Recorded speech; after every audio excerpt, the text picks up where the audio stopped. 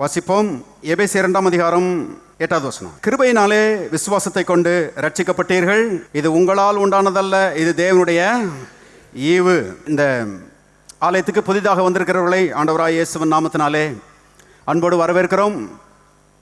ஆண்டவராய் இயேசு சொன்னார், குமாரன் உங்களை விடுதலை ஆக்கினால் மெய்யாகவே நீங்கள் விடுதலை ஆவீர்கள். ஆண்டவராய் இயேசு மனிதனுடைய வாழ்க்கை பிரச்சனை எல்லாவற்றிலும் இருந்து மெய்யான விடுதலையை கொடுக்கிற ஆண்டவராக இருக்கிறார் என்று சத்தியவேதம் சொல்லுகிறது.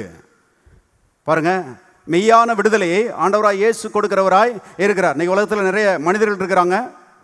அவங்க சொல்கிறாங்க, எங்கிட்ட வாங்க, நான் உங்களை விடுதலை ஆக்கிடுறேன் அப்படின்னு சொல்லி பாருங்க, நிறைய மனிதர்கள் அழைப்பு கொடுக்குறாங்க.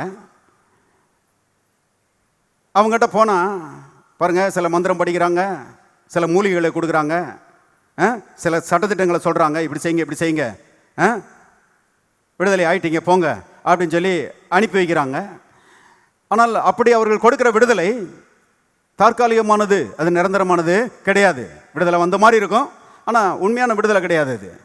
அது மட்டுமல்ல, சில ஸ்தாபனங்கள் இருக்குது இந்த உலகத்தில். அந்த ஸ்தாபனத்திலேருந்து சொல்லுறாங்க, ஏதாவது விடுதலை வேணுமா, வாழ்க்கையில் ஏதாவது பிரச்சனையா, விடுதலை வேணுமா, எங்ககிட்ட வாங்க, நாங்கள் டீமாக இருக்கிறோம், குழுவாக சேர்ந்துருக்கிறோம்,